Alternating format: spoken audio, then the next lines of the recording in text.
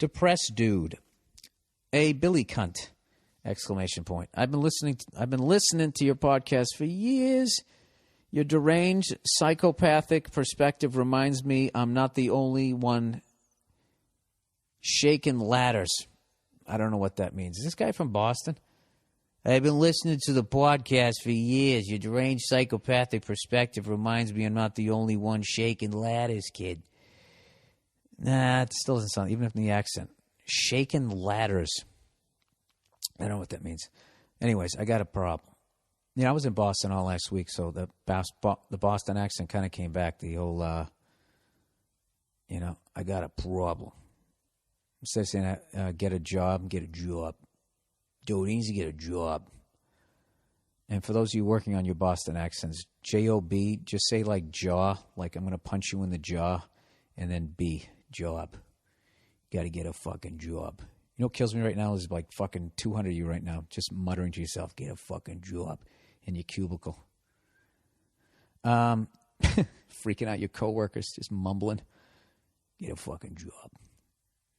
You fucking cocksucker. I got a problem. For years now, I've been trapped in my KFC and wet wipes. Okay, that's disgusting. I used to be a bodybuilder, an actor, and a comedian with fucking prospects right in front of me. But then adulthood raped me in the eyes. Oh, Jesus. Could you be more dramatic? It sounds like that fucking chick from Sex and the City. Crazy broad broke my heart. This is the guy again. Crazy broad broke my heart. I had to cut away old friends and family, shutting me out of their smiles.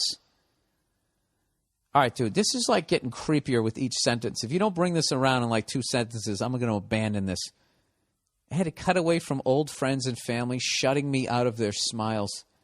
Dude, what did you do that your friends and family decided they didn't want to be around you? Anyways, I don't feel sorry for myself or want any pity. You're not going to get any. So good. I'm glad you don't. He goes, I just want to know how to get out of this never-ending routine of demise.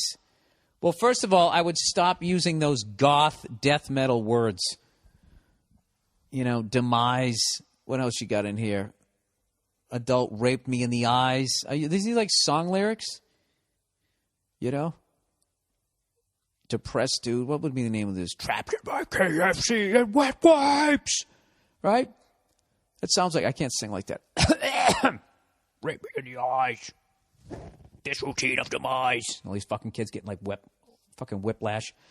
I work too much in a job that was supposed to pay for my comedy career when I don't work. I was supposed to pay for my comedy career when I don't work. When I don't work, I sleep or watch endless DVDs. I'm 24 years old. Oh, what the fuck? This reads like you're 56, dude. He goes, I'm tired all the time from all the hating of the world, and my body just won't listen to the screaming frustration in my soul. Dude, you listen to progressive metal, I'm guessing, by the words you use here. Either that or you play Dungeons and Dragons. I'm really not helping your depression by shitting on you through all of this. Don't worry, I'm going to give you some sunshine here in the end here. So I sometimes get a spark of motivation to get back in shape and start writing script, but it only lasts for a day or two at the most. Yeah, exactly. And then the work comes, and you have to keep going. And that's what separates the people in life who fucking work and make it and those who don't. You know? Everything's fun for a couple of fucking days. I'm going to get shredded. I'm going to join a boxing gym. I'm going to look like I'm going to fight in a title fight. You go down there, you skip rope, I'm going to get abs. You're doing all the fucking shit. And 2 days in, after 2 days, you get tired. All right? And that's where you need the discipline to get up and go over there even though you don't want to. You know? People who've written Oscar-winning scripts, I bet they don't like fucking doing it on a certain level. But they keep going. So I would just tell you to keep fucking going. Anyways, let me read the rest of this overly dramatic shit. I've lost all faith in the world, have nothing to fight for anymore. I respect your go fuck yourself attitude and want to know what you did to finally pick yourself up from your darkest inflicted depression. Sorry it's not the funniest emails, but I could really do with you guys. I know, dude. I'm fucking with you. I know you're going through some shit. So here we go. I'm going to help you out here. First thing I would do, get rid of the KFC and wet wipes. All right? If you're already kind of a depressed dude, if you eat bad food, that's just going to add, because I'm just speaking personally. Once again, not a licensed guy here in case you throw yourself off the fucking roof, all right?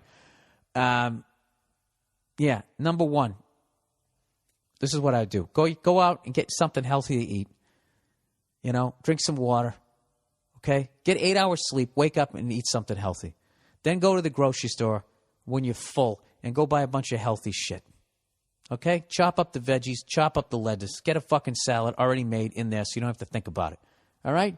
Cook up some fucking chicken, chop that shit up, make some chicken salad. You got that in there too. Get yourself some fucking lunch meat and get yourself some real bread from a fucking bakery. Start with that bullshit. You start eating right and then just start working out. You're automatically going to feel good about yourself and fucking stick with that. As far as that other shit goes, dude, you're 24 years old. All right? I started comedy when I was 24. You sound like you've already been doing it and quit. So you're ahead of where I was at your age. So there's no reason to be depressed. All right? This is how I got beyond my depression was I just started observing it. I looked at it as a spectator rather than feeling a thought and just accepting it and then being dragged to the bottom of the fucking ocean with it. I just started to pay attention. I just sat there and listened to what my brain was telling me. And it was a bunch of negative, oh my God, I'm going to fail. I'm going to have to go back, move in with my parents, and they're going to die. I'm not going to be able to afford to pay for the house, and then I'm going to be homeless, and then I'm just going to die.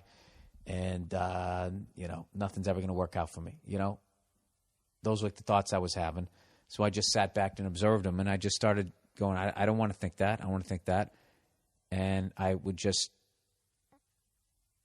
as I felt them coming, I would just replace it with like a positive thought. I know this is really corny and simple, but I kind of started doing that. And the more I did that, because it didn't quite work. Actually, it didn't work in the beginning at all, but like I just kept doing it more and more. And then I just became conscious of when my brain was going in that direction. And working out helps me. Eating right helps me. Going down to a comedy club telling jokes helps me out. Playing drums. Wrestling with my dog. Taking Nia out to dinner. Just go do something like, it's just a choice. July 30th, it's only going to happen once. Am I going to fucking be a miserable cunt on this? Or like I said, July 30th, 2012 is only going to happen once. It's just a fucking choice, dude. So, if what you're dealing with is clinical, then it's obviously way beyond me. So I don't need, and then I don't have to fucking apologize like Fred Willard. I'm sorry that you didn't go to a psychiatrist and you went to a hacky comedian instead. Evidently, that's my fault.